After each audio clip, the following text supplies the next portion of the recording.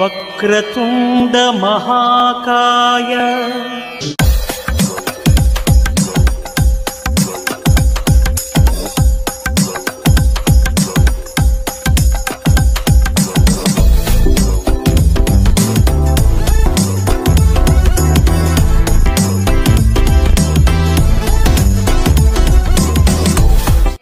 హృదయంతో నిన్ను కొల్చు భాగ్యం ఇంకెప్పుడు ప్రభు.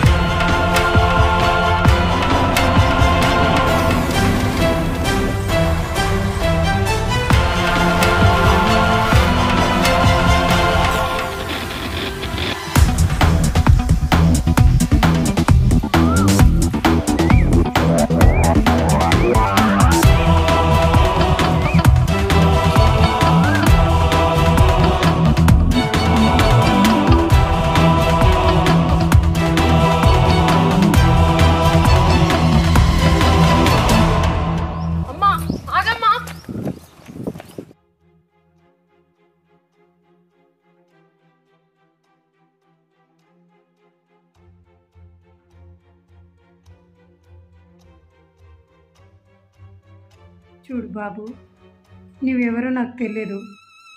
నమస్తే అండి, నా పేరు డానియల్. మేము క్రైస్తవులం. ఇంతకీ మీరు? నా పేరు అన్నపూర్ణ. ఇది నా కూతురు లక్ష్మి. ఓ అలాగా, మీరు రావడం మంచిదే. పదండి చర్చిలోకి వెళ్దాం. చూడు బాబు, నీకు ముఖ్యమైన విషయం, చాలా అవసరమైన విషయం చెప్పాలి. చూడమ్మా, ఇతనితో నా గురించి ఏమైనా చెప్పాలని చూసావో, ఇదిగో ఆ వాటర్ ట్యాంక్కి దూకుతా. నీ ఇష్టం నీది, నా ఇష్టం నాది. మేడం, అరెస్ట్ చేయమంటారా? అవునమ్మా, నేను మాట్లాడతా. బాబు, అసలు ఏం జరిగిందంటే,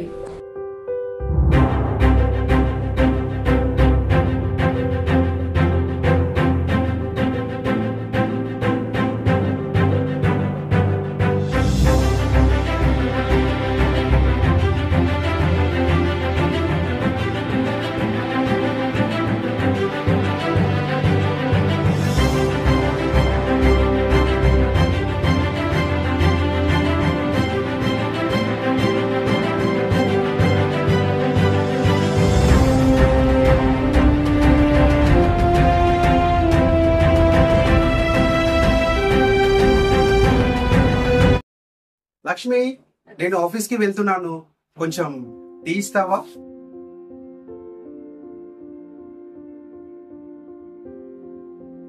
ఏంటి మంచి నిద్రలో ఉంటే టీ పట్టుకొని అరుస్తున్నావు? నిన్నేమన్నా పని మంచినా? ఇద్దరు చెడగొట్టేసి మంచి నిద్రలో ఉంటే ఆఫీస్కి వెళ్తావుగా, అక్కడ తాగు. సరే సరే, నేను అక్కడికి వెళ్ళి తాగుతాను.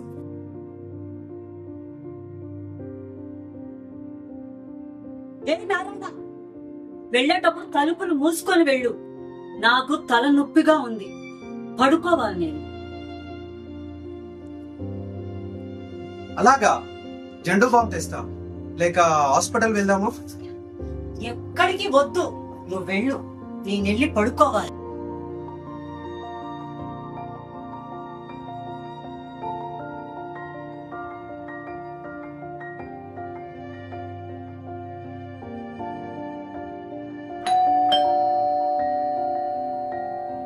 ఏంటి బెల్లి గట్టిగా కొడుతున్నావు? ఒక్కసారే కదా లక్ష్మి బెల్ కొట్టింది. ఇలా రా, మన పెళ్లి ఆల్బమ్ వచ్చి చూద్దాంరా. ఏంటి ఇప్పుడు ఈ పెళ్లి ఫోటోస్ అందరం చూపించాలా? చూడు, ఇది ఎవరికైనా చూపిస్తే నవ్విపోతారు. అందుకే నా ఫ్రెండ్స్ కూడా పెళ్లికి ఎవరిని పిలవలేదు. వాళ్ళ కోసమని మనం పెళ్లి చేసుకున్నామా? లేదుగా. వాళ్ళ కోసమని మనం కాపురం చేస్తామా? నీకు నేను దొరకటం నీ అదృష్టం. నువ్వు అందరికి చూపిస్తావేమో, అదే నేను చూపిస్తే అందరు నవ్వుతారు. నీకు సెలక్షన్ రాదేమో అని నన్ను చీప్ గా చూస్తారు. అందుకే నా ఫ్రెండ్స్ ని ఎవరిని పిలవలేదు, ఇంటికి రావద్దన్నాను. నువ్వు కూడా నీ ఫ్రెండ్స్ ని పిలవకు. మరి ఫీలింగ్స్ అంతగా ఉన్నప్పుడు మీ అమ్మకు చెప్పొచ్చు కదా. చెప్పడానికి ట్రై చేశాను, కానీ మా అమ్మ చెప్పనివ్వలేదు. పైగా పెళ్లి చేసుకుంటే అన్ని సర్దుకుపోతాయని చెప్పింది. ఆమెకేం తెలుసు, కాపురం చేసేది నేను. సరే, నీకు నచ్చినట్టు ఉండు, నేనేమి అనుకోను. నీకోసం ఏమైనా చేస్తాను. నీకేం కావాలో నాకు చెప్పు.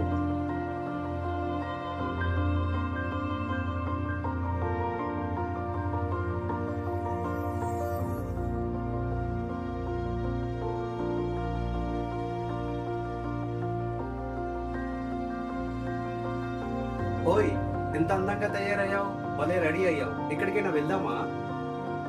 హలో, అంత సీను లేదు. పోనీ డ్రాప్ చేయనా? అవసరం లేదు. ఇంట్లో ఉంటే నాకు పిచ్చెక్కుతుంది. నా ఫ్రెండ్స్ కలిసి సాయంత్రం వస్తా.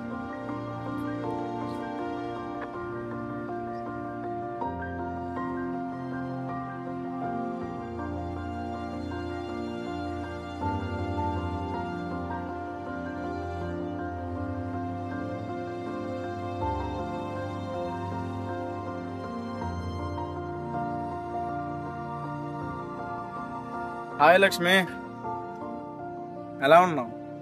వచ్చావా? రావనుకున్నా డానియల్, వచ్చినందుకు చాలా హ్యాపీగా ఉంది. ఇట్స్ ఓకే, వచ్చాను.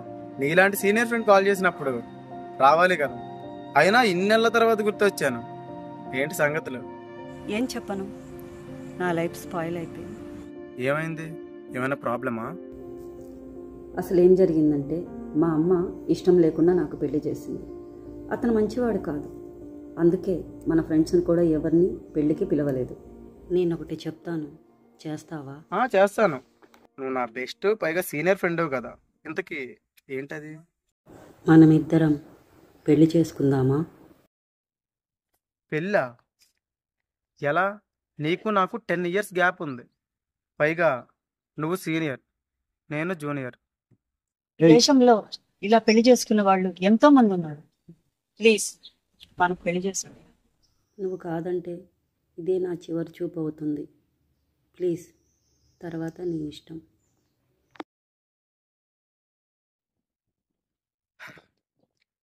సరే, చేసుకుందాం. చర్చిలో నీకు ఓకేనా? నాకు ఓకే. సరే, ఎప్పుడన్నా నేను చెప్తాను, రెడీగా ఉండు. ఓకేనా? బాయ్.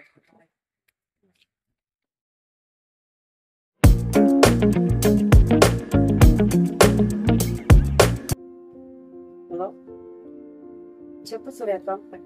హాయ్, ఎలా ఉన్నావు? ఏమీ బాగోలేదు, ఏదో బ్రతుకుతున్నా. ఏంటి ఆ మాటలు? నీకు పిచ్చి పట్టిందా? ఏం చెప్పను, నా కథ. నీ కథ వద్దు, నా కథ విను. నా పెళ్లి మీరిద్దరూ కలిసి తప్పకుండా రావాలి. ఎందుకు? కాలేజీలో ఉన్నప్పుడు ఎంత మంది అబ్బాయిలు నా వెనక పడ్డారు. కాలేజీలో ఉన్నప్పుడు ఎంతో మంది అబ్బాయిలు నా వెంట పడ్డారు.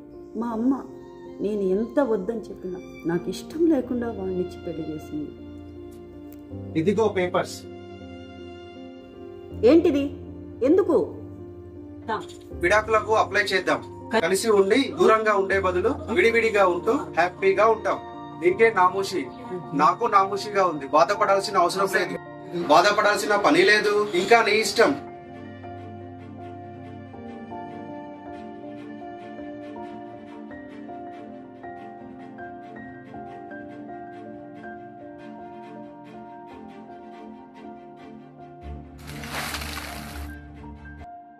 నేను కూడా ప్రేమించి పెళ్లి చేసుకున్నాను. అతనికి ముందే భార్య ఉందని తెలిసి నన్ను నమ్మించి మోసం చేశాడు.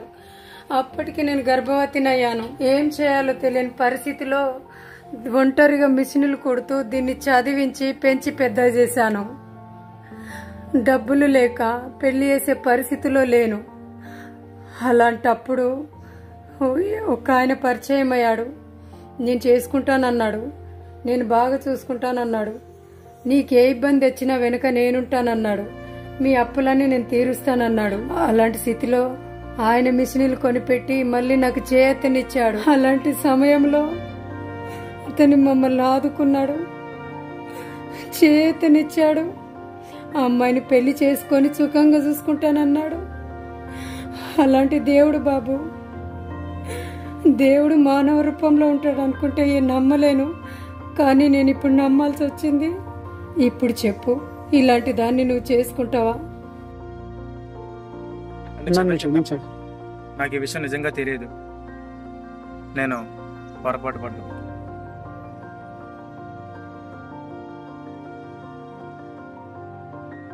అమ్మా క్షమించమ్మా, నాకు ఈ విషయాలు ఏదీ తెలియదు. నా భర్త నాకు కావాలి. క్షమించమ్మా ప్లీజ్. అవునా? నువ్వు చేసిన పనికి ఎక్కడికి వెళ్ళాడు? వెళ్ళి ఎత్తుకోలేడు.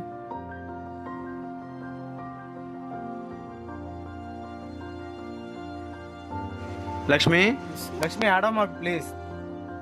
అతను ఎక్కడికి వెళ్ళిపోలేదు. నారాయణ, నారాయణ, హో ఇక్కడే ఉన్నావా? ఇదిగో లక్ష్మి, నీ నారాయణ, వెళ్ళి మాట్లాడు. నారాయణ, నీకేమైందో అనుకుని చాలా కంగారు పడ్డాను. ఆ రోజు నేను చనిపోదామని బాధతో వెళ్ళిపోతున్నాను, కానీ ఎందుకు సార్ నన్ను కాపాడారు? ఉదయాన్నే లేచి చర్చికి వెళ్తుంటే మీరు ఏదో సాహసం చేస్తున్నట్టు కనపడింది. ఏంటని వచ్చి చూస్తే సూసైడ్ చేసుకుంటున్నారు. నేను ఎంతో ఇష్టపడి చేసుకున్న నా భార్య అలా ఉంటే నేను ఎలా బ్రతకగలను సార్? సార్, కష్టాలు అందరికీ ఉంటాయి. కష్టం వచ్చిన ప్రతి ఒక్కరు ఇలా చచ్చిపోదాం అనుకుంటే సగం మంది జనాలే ఉండరు. విధి ప్రతి ఒక్కరికి ఒక రాత రాత సార్. మీకు ఎలా రాసిందో కొంచెం వెయిట్ చేయండి, అంతా మంచి జరుగు.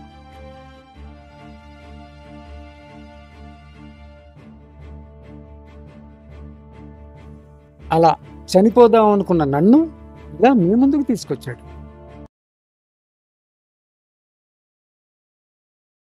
చూడు, అందం కంటే బంధం గొప్పది. హ్యాపీగా ఉన్నాం. వాళ్ళు కలిశారు, ఇంకా మనం ఎందుకు? పదండి. మీరు నా కోసం ఎంత చేసినా ద్వేషించాను, దూషించాను, దుర్భాషలాడాను. నాకు బుద్ధి వచ్చింది, నన్ను క్షమించండి. మీరు నాకు కావాలి, మీరు నాకు కావాలి.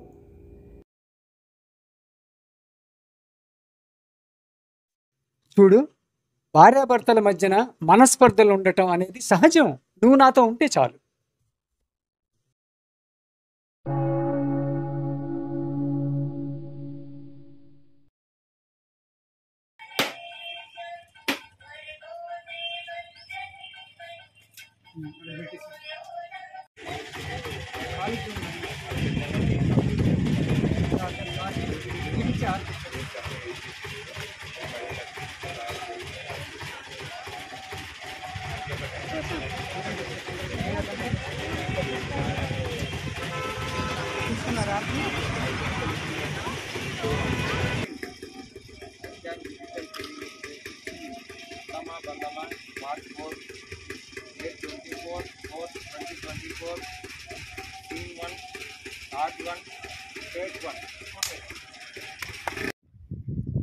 సార్ సార్ మొత్తం తీసుకున్నా ఫ్రేమ్ ఇన్నా అవుతా అవుట్లో ఉన్నారు. అది ఓకే. ఇప్పుడు వాళ్ళు కనపడలేదు కదా, ఎవరు కనపడలేదు. గేటే కనపడాలి, గేట్ ఒకటే కనపడాలి. సిలువ గేట్ అంతే.